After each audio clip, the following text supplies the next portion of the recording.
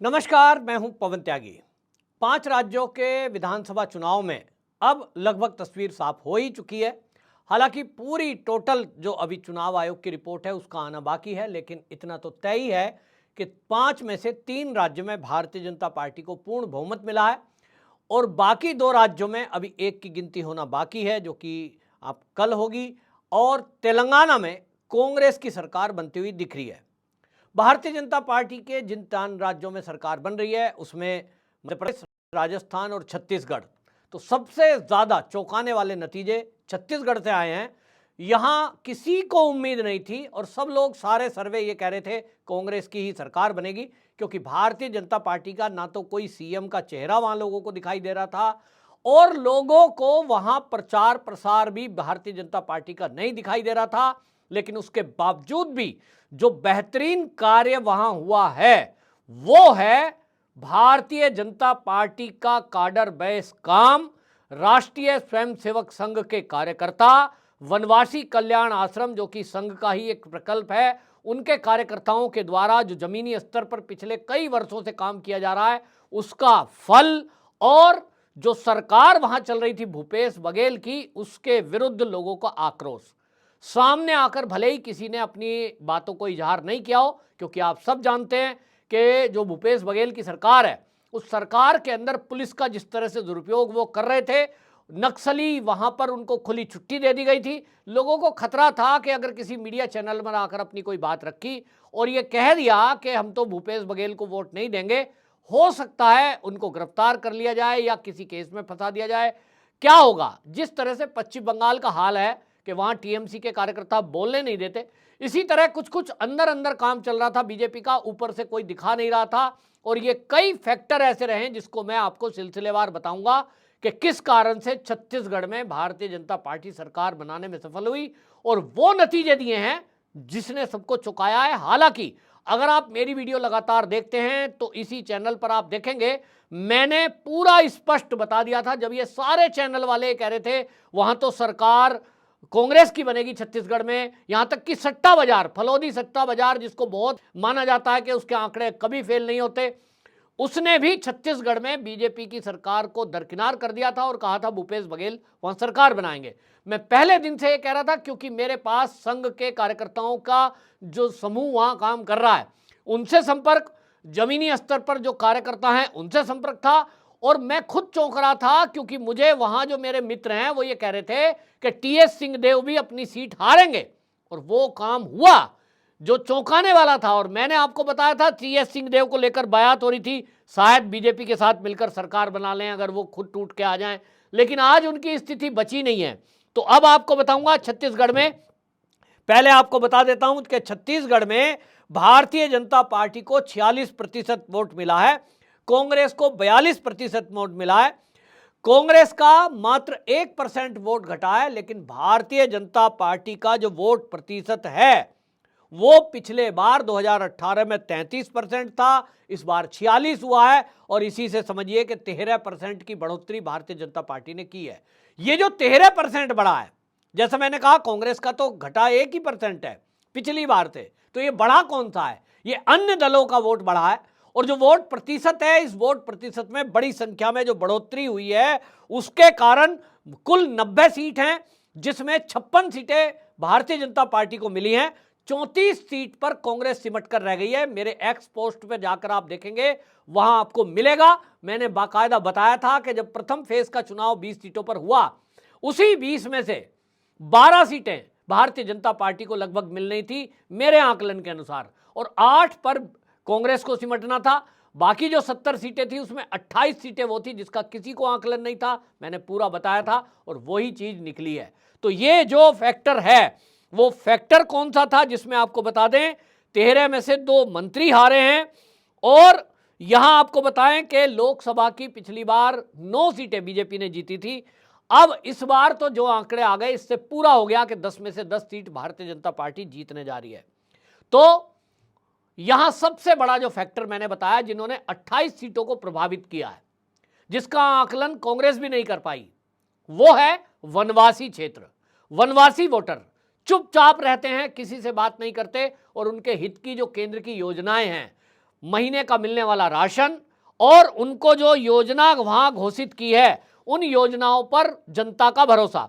विवाहित महिलाओं को 12,000 रुपए सालाना, यानी हर महीने 1,000 रुपए विवाहित महिलाओं को बीजेपी देगी, वो घोषणा की। उसी तरह उन्होंने कहा कि प्रत्येक विधानसभा में, इसको लेकर के आपके बताएं, भारतीय जनता पार्टी के कार्यकर्ता घर घर गए, महिलाओं के फार्म भरवाए।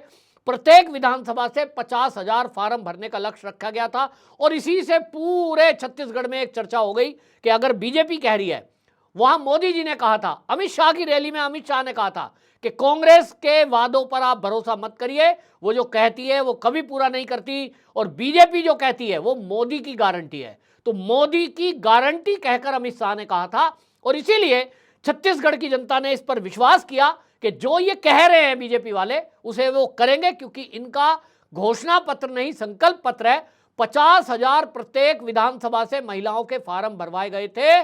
उसका असर यह हुआ कि पूरे छत्तीसगढ़ की महिलाओं को एक मैसेज चला गया कि बीजेपी की सरकार यदि आती है तो साल के 12,000 रुपए आपको मिलेंगे। दूसरा, घोषणा करी थी कि भूमिहीन किसानों को भूमि दी जाएगी, और मजदूर जो हैं और जो भूमिहीन किसान हैं उनको 10,000 रुपए सालाना बीजेपी देगी।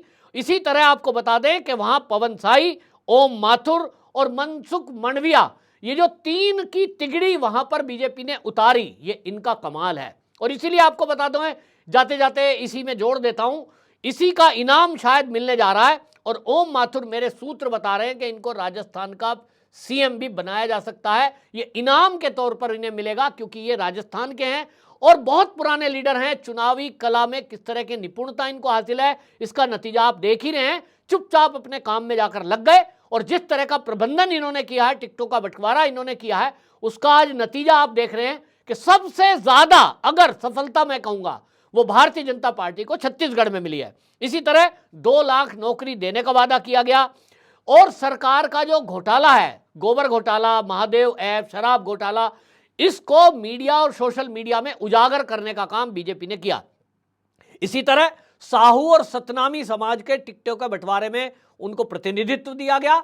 इसके कारण पूरे छत्तीसगढ़ में इस समाज का जुड़ाव भारतीय जनता पार्टी के साथ हुआ, अन्य दलों का सफाया हो गया। इसी तरह 4 सांसदों को मैदान में जो उतारा गया उसका भी बहुत भारी असर पड़ा। इसमें रेणुका सिंह, अरुण साव, विजय बघेल, गोमती साव, ये इन जो लोगों को उतारा, ये एक नई रणनीति भारतीय जनता पार्टी ने बनाई है कि अपने सांसदों को ऐसे क्षेत्र में उतार दो जिनकी लोकप्रियता है। अब वो अपनी एक विधानसभा तो जिता ही देंगे। एक लोकसभा में 4 से 5 विधानसभा होती हैं, एक को जीतना आसान है। और जब सांसद मैदान में उतरता है तो अपनी विधानसभा, यानी आप समझ लीजिए कि जब इसमें जो है 4 सांसद को उतार दिया तो 4 चौक 16 सीट ऐसी हो गई जिसको वो पक्का कर देंगे। ये जिम्मेदारी इनकी, तो ये पक्की हो गई। और इस तरह से मेहनत करी गई और वो फॉर्मूला हिट होता दिखाई दे रहा है। अब इनमें से जो भी एमपी जीता उसको राज्य का मंत्री पद दिया जा सकता है, क्योंकि इनके पास अनुभव है। ये नया फॉर्मूला बीजेपी ने पूरे राज्यों में अपनाया। ये राजस्थान में भी अपनाया गया, ये मध्य प्रदेश में भी अपनाया गया, और ये फॉर्मूला पूरा हिट साबित हुआ है। तो ये भारतीय जनता पार्टी का मामला है। और इसी तरह वनवासी क्षेत्रों में, जैसा मैंने कहा, बीजेपी और संघ के कार्यकर्ता, उनका जो काम है, लोगों को विश्वास है, और द्रौपदी मुर्मू का राष्ट्रपति बनना, ये जनता को लग गया, वनवासी जनता को, कि केवल और केवल बीजेपी ऐसी है जो उनका भला कर सकती है, उनके लिए सोचती है, उनका मान सम्मान करती है। और इसके कारण से ये सारा मामला पलटता हुआ दिखाई दिया, जिसके कारण वो नतीजे आए हैं जिसकी उम्मीद किसी ने नहीं की थी। सारे सट्टे बाजार फेल हो गए, सारे सर्वे फेल हो गए। केवल आपके सामने जो मैं बैठा हूं, पवन त्यागी, ये सर्वे आप देखेंगे एक्सपोस्ट पर जाकर तो आपको मिलेगा। और मेरे पास जो सटीक जानकारी है, मैंने पहले कहा है और बार बार कहा है कि संघ के कार्यकर्ता जो हैं वो चुनाव में ना तो डायरेक्ट प्रचार करते हैं, ना वो किसी टिकट में दखलंदाजी करते हैं, लेकिन हाँ, उनको जमीनी स्तर की जानकारी होती है कि कौन क्या कैसे काम कर रहा है। उसके अलावा जो मेरे पत्रकार मित्र हैं, उनका एक इनपुट्स मेरे पास लगातार था, और छत्तीसगढ़ से लगातार था। जैसा मैंने कहा, मुझे पहले ही यह बता दिया था कि टीएस सिंहदेव अपनी सीट नहीं जीतने जा रहे हैं। इतना बड़ा चेहरा, डिप्टी सीएम, वो हार जाए, सोचिए, ये अंदाजा पहले से था। और मैंने अपने न्यूज में बोला है, कोई नहीं बोल सकता।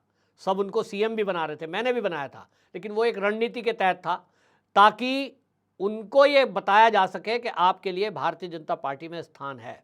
और वो मैं अभी भी कह रहा हूँ, वो कांग्रेस छोड़कर अगर बीजेपी में जाएंगे तो बीजेपी उनका सम्मान मान पूरा रखेगी, लेकिन शायद वो ऐसा ना करें, वो उनके ऊपर है। ये तो मैंने पहले भी कह दिया था। भारतीय जनता पार्टी में वाकई में कार्यकर्ताओं का मान सम्मान किया जाता है और इसी का नतीजा आप देखेंगे। जिन लोगों ने चुनाव में मेहनत की है, इन 5 में से 3 राज्यों में सरकार बन रही है। जिन लोगों ने टीम की तरह काम किया है, मेहनत से काम किया है, उनको पार्टी जरूर इनाम देने जा रही है। इन्हीं चुनाव परिणाम के बाद जो सरकार का गठन होगा, ऐसे कई नए चेहरे आप देखेंगे चौंकाने वाले, जिनको मंत्रिपरिषद में इन राज्यों में शामिल किया जाएगा, जैसे मैंने ओम पाठक के बारे में भी आपको बता ही दिया। आपकी क्या राय है? कमेंट बॉक्स में जरूर बताएं। वंदे मातरम।